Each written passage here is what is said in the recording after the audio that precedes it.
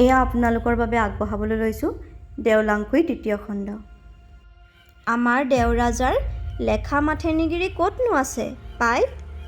ৰাতি আকাশত চেন্নাই ওলাই যেনেকৈ দিনৰ নিচিনা কৰে তেনেকৈ আমাৰ দেওৰাজাই আমাৰ মাথি পোহৰ কৰি ৰাখিছে। এনে মাথিনিগিৰি বহুত খৰমৰ ফলতহে পায়। দেওৰাজাৰ উদ্দেশ্যে নমস্কাৰ জনাই সোণজিৰাই কৈছিল। সেইবোৰ আছিল গোভালৈ অহাৰ বহু পিছৰ কথা।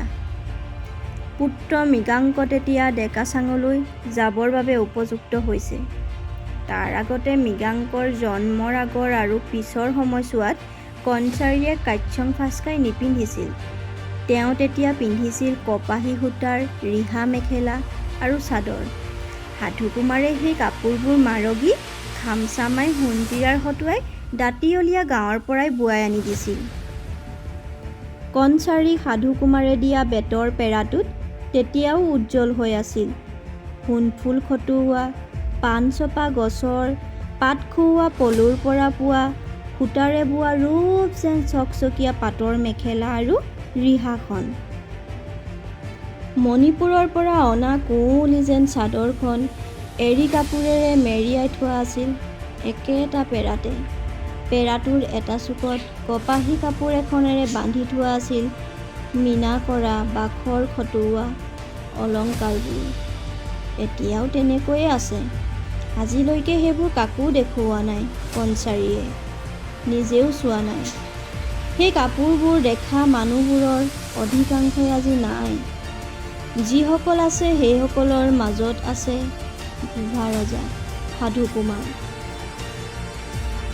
আনকি সোণজিৰায়ো সেই সাজযোৰ দেখা নাই। সোণজিৰাটো পিছত আহিছে। কণচাৰীয়ে লালুং ভাষা নজনা কাৰণে দুভাষীৰ বাবে উপযুক্ত সোণজিৰাক সাধুকুমাৰে কিছুদিন পিছতহে বিচাৰি আনিছিল। সোণজিৰাই আহি লালুঙৰ মাং আঠলা ৰিহা আৰু এৰী চাদৰ পিন্ধা দ্বিধা আৰু জড়তাৰে ভৰা নিঃসংগ কণচাৰীক দেখিছিল। দেখি অবাক হৈ চাই আছিল দুৱাৰ মুখৰ পৰা। সেৱা জনাবলৈও পাহৰি গৈছিল। কি চাই আছ এনেকৈ? যা ৰাণীদেউৰ ওচৰলৈ যা। মই যেনেকৈ কৈছোঁ তেনেকৈ চলিবি বুজিছ? দুৱাৰ মুখত থিয় হৈ থকা সাধুকুমাৰে কৈছিল। তাৰ পিছত কণচাৰীলৈ চাই অভিবাদন জনাই কৈছিল, ৰাণীদেউ, এই নাম সোণজিৰা। তাই আমাৰ ভাষা আপোনালোকৰ ভাষা দুয়োটাই ভালদৰে জানে। তাই আপোনাৰ লগে লগে থাকিব, আপোনাৰ সকলো কাম কৰিব, কিবা অসুবিধা হ'লে জনাব। সোণজিৰাক থৈ সাধুকুমাৰ ওলাই গৈছিল। তেতিয়ালৈকে সাধুকুমাৰ গোভাৰ প্ৰধান ৰাজানতে আছিল। আজিৰ খণ্ডটি ইমানতে সামৰণি মাৰিছোঁ। পাছৰ খণ্ডটি সোনকালে পাবলৈ বেল আইকনটো প্ৰেছ কৰি ছাবস্ক্ৰাইব কৰি দিব আৰু কেনে পালে কমেণ্ট কৰি জনাবলৈ নাপাহৰিব। লগতে লাইক আৰু শ্বেয়াৰ কৰি দিব। ধন্যবাদ।